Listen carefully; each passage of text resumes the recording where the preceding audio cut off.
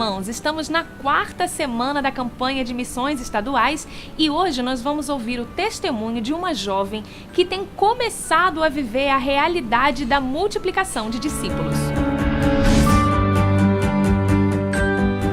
Olá, meu nome é Juliane, eu cresci numa igreja batista e desde criança eu sempre fui à igreja. Eu achava que para ter um relacionamento com Deus, com Cristo, eu precisava estar dentro da igreja, participar das programações da igreja. Mas com o tempo e com o relacionamento com Deus, e depois de um treinamento sobre igreja multiplicadora, eu entendi que o relacionamento com Cristo ia muito além disso. Nesse treinamento, eu tive uma visão, aprendi com os conceitos de pequeno grupo multiplicador que eu precisava aplicar isso na minha igreja.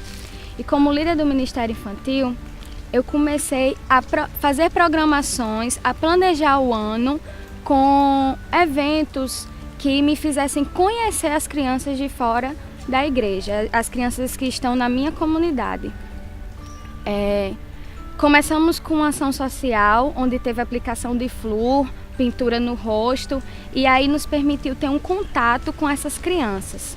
Logo depois, essas crianças, nós criamos um relacionamento com elas e hoje algumas já participam da escola bíblica, da nossa escola bíblica.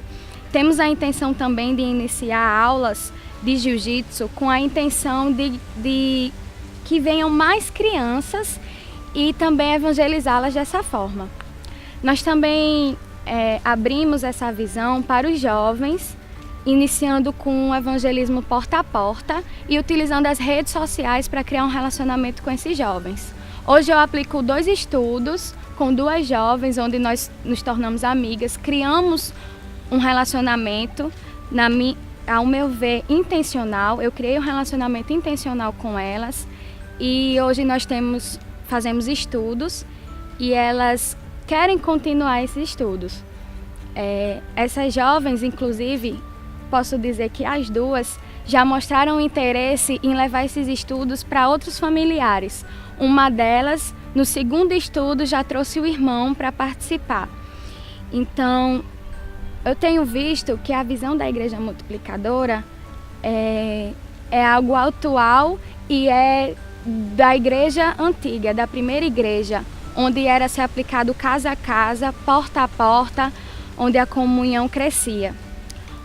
Hoje eu consigo entender e eu aplico a visão da igreja multiplicadora. Hoje eu multiplico discípulos. E você? A igreja multiplicadora tem 5 princípios. O primeiro princípio deles é a oração. Sem oração, como nós vamos nos sustentar? Como nós vamos sustentar a obra? Como nós vamos conseguir fazer a obra do Senhor? De nenhuma forma. Segundo princípio da igreja multiplicadora é a evangelização discipuladora, onde um a um, as pessoas vão sendo evangelizadas e discipuladas, tornando discípulos independentes que geram outros discípulos e que geram outros, e assim cumprindo o que diz a palavra do Senhor, como o apóstolo Paulo diz a Timóteo. O terceiro princípio da igreja multiplicadora é plantação de igreja. Se você evangeliza um, que evangeliza outro, nós vamos juntar pessoas, vamos ter grupos pequenos, os grupos vão se multiplicar, os grupos crescerão e as igrejas crescerão e vamos multiplicar discípulos e novas igrejas nascerão para a honra e glória do nome do Senhor. Mas se há oração, se há evangelização discipuladora, se há plantação de igreja, é preciso haver formação de liderança. Esse é o nosso desafio, formar novos líderes que vão à frente, que são plantadores de igrejas, que fazem discipulado, que ganham outros para Cristo. Esse é o nosso desafio. E o 5º princípio da igreja multiplicadora, compaixão e graça. Não podemos esquecer disso. Nós precisamos amar as pessoas.